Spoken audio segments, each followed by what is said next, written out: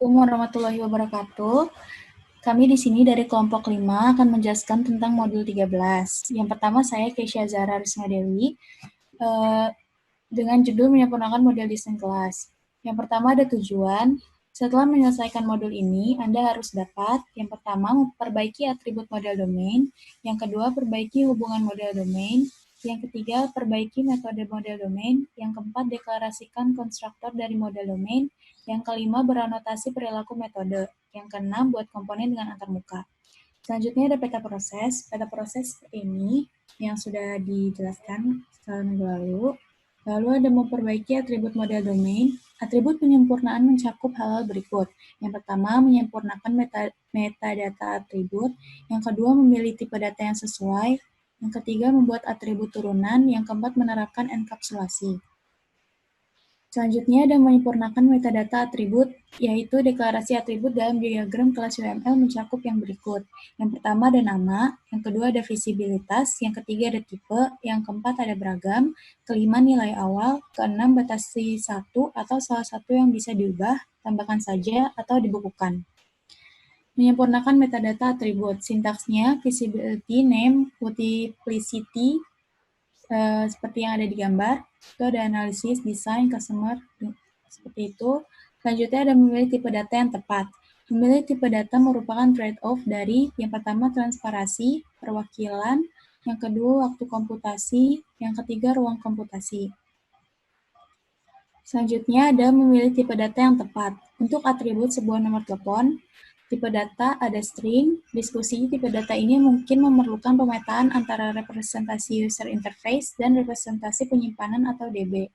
Tipe data long, diskusinya tipe data ini menghemat ruang, tetapi mungkin tidak cukup untuk mewakili nomor telepon besar atau seperti nomor internasional. Tipe data phone number, diskusi objek nilai adalah kelas yang mewakili data telepon. Tipe data ini transparan secara representatif, tetapi membutuhkan pengkodean tambahan. Yang keempat ada tipe data char array, diskusinya tipe data ini mirip string dan tidak menambahkan nilai. Tipe data in array, diskusinya tipe data ini menghemat ruang, tapi tidak transparan secara representatif. Selanjutnya akan dilanjutkan oleh Saudari Kurniati Rindu. Baiklah, saya akan melanjutkan presentasi dari Keisha. Yang selanjutnya itu membuat atribut derived. Pada analisis, Anda mungkin tidak mempunyai sebuah atribut yang kamu tahu bisa menjadi atribut derived dari sumber lain atau lebih stabil. Contoh kanonik adalah perhitungan usia seorang dari tanggal kelahirannya. Jadi, misalnya ada design customer, dia itu berisi first name, last name, date of birth, address sama phone. Nah, nanti dia bakalan reference ke analisisnya tuh jadi dia tuh kan kalau tadi tuh ada string, ada frozen, ada dead, ada null. Nah, kalau udah dianalisis itu dia nggak ada lagi tipe-tipe datanya, jadi cuman first name, last name, address sama phone number. Terus selanjutnya next applying encapsulation. Untuk meng-apply encapsulation itu langkah-langkahnya itu ada 3. Yang pertama itu buat semua atribut menjadi private atau visibility-nya tuh yang tidak terlihat. Yang kedua, tambahkan metode pengaksesan publik untuk semua atribut yang terbaca. Yang ketiga, tambahkan metode mutator publik untuk semua atribut yang bisa ditulis atau non-frozen. Next, sebuah contoh encapsulation. Jadi ini contoh dari enkapsulasi yang ya dia tuh ada customer. Nah, nanti di bagian atributnya itu ada first name, ada last name, ada address, ada phone. Nah, dia itu ada tipe-tipe datanya string frozen, terus address, phone number, null. Terus nanti ada metode-metodenya. Metode-metodenya itu ada accessors. Dia tuh ada get first name, get last name, get address, get phone number, sama mutators. Mutators itu ada set address sama set phone number. Next.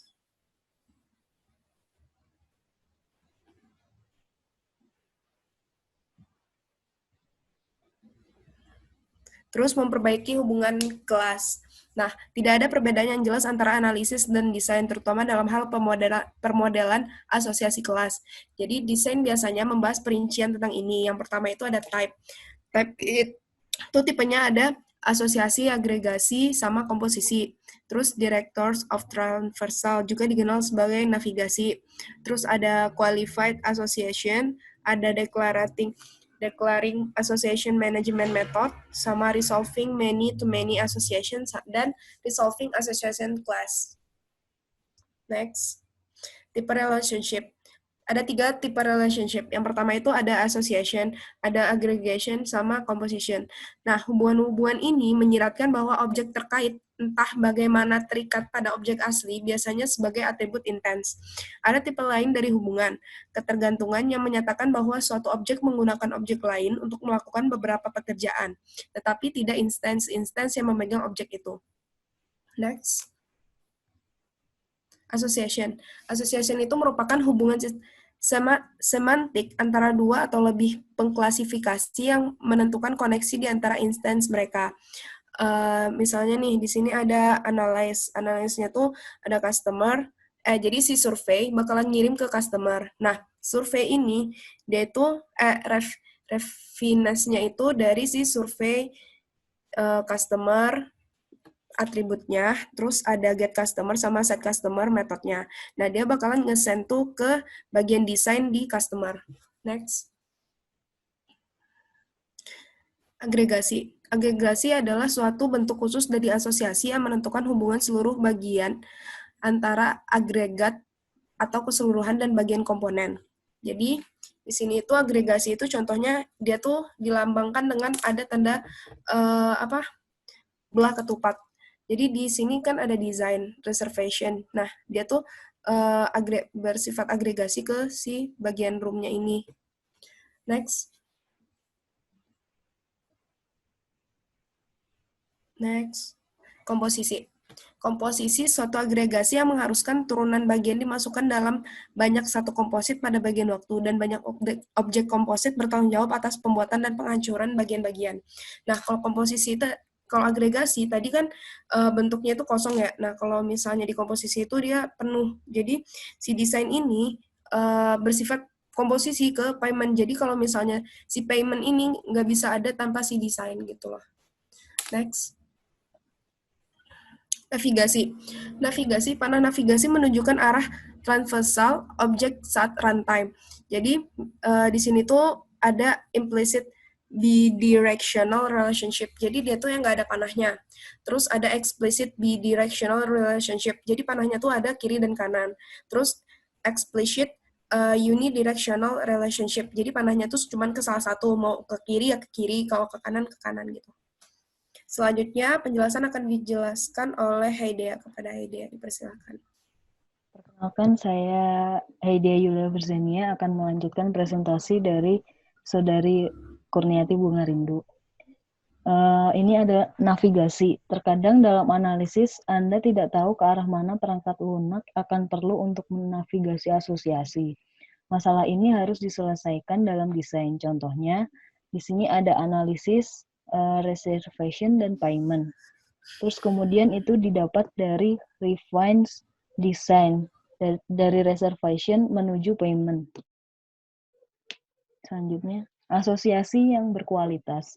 Dalam asosiasi satu ke banyak atau banyak ke banyak sering berguna untuk memodelkan bagaimana sistem akan mengakses satu elemen dalam asosiasi.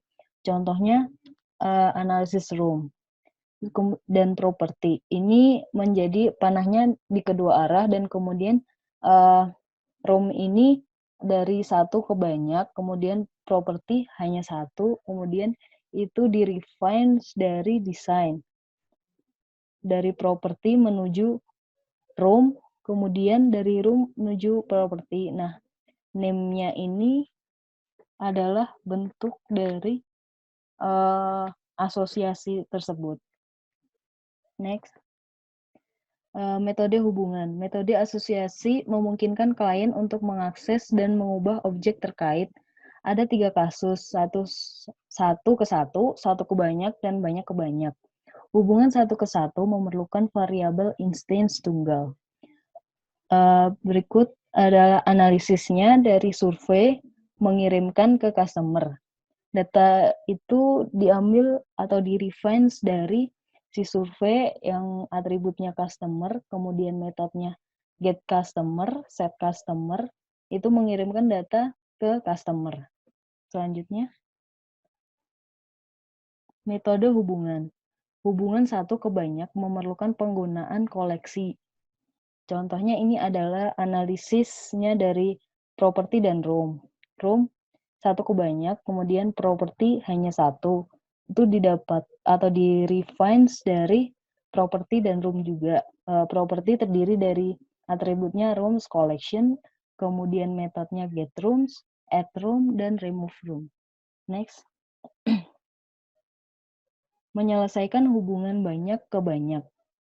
Mengelola asosiasi banyak ke banyak adalah menantang pertimbangan untuk membatalkan persyaratan ini pada waktu desain.